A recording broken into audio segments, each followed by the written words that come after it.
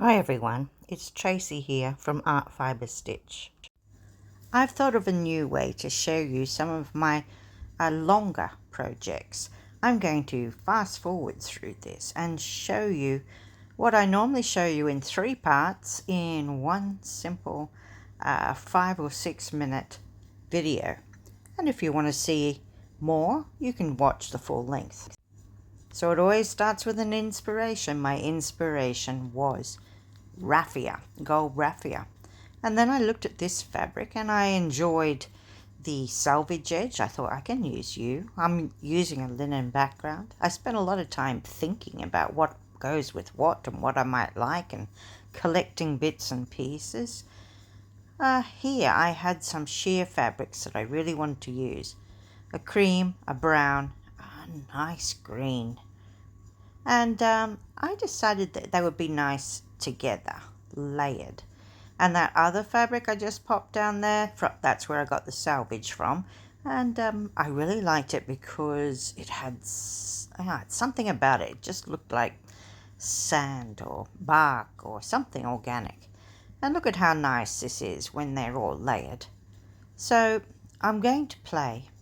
First I'm looking at this fabric, which is really what started me on this design. That'd make a nice tree if it was upwards.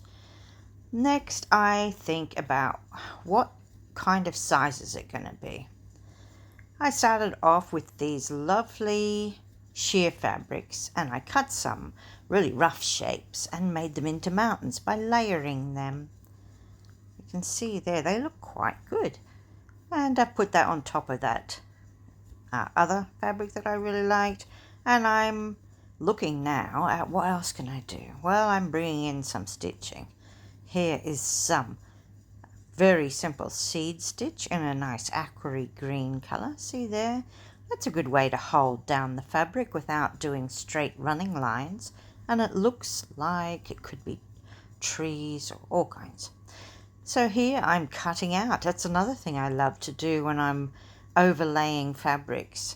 Cut out little holes and let the background fabric come through, peep through. It gives you variety and you can turn it into all kinds of things. I've been known to turn it into trees. Here you can see. So we've got that. That's a really good start. Now where do I go from here?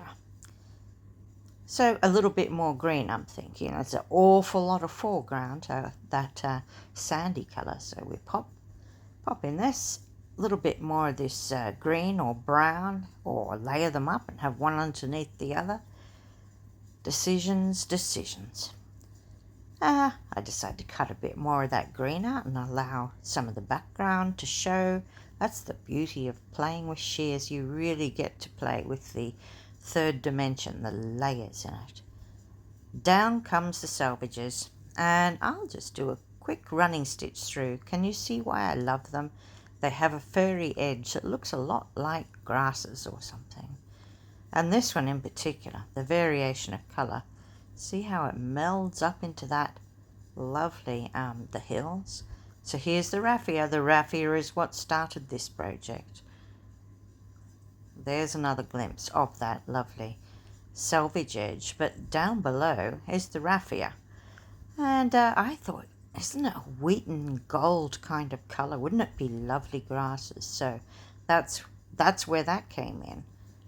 But you can see here I've just used running stitch to try and start to hold things down, and then some straight long stitches in those grasses in the front to make them part of the picture. I've got the raffia there, but I also used some cream and other colours of a lighter kind of yarn. And eventually it all starts to come together. So by this time we're very close to starting part 3. And in here I think more about bringing in colour. It is such a lovely background. But I'm thinking it's so natural. Look at these gum nuts and these gum leaves, and the colours really do echo what are there. Here's another thing I picked up. You know, it's a orange flower. These are yellow petals of roses.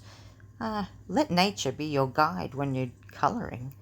Here I'm putting down a really nice yarn that's got a lovely orange colour. I'm using the inspiration of that orange pressed flower that I found. So I like to use that, and I like to make it as I go, and I like nature to inspire me, and fabrics as well. Can you see here how it came together? There wasn't a lot to it, but it spoke to me, and I really enjoyed making this one. And I thought, how simple could it be to play and quietly, slowly create art?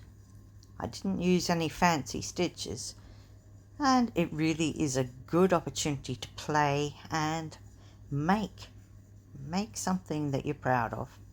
So I hope that I've whet your interest and that you really do like textile art and playing with fibre and fabric and yarn and thread.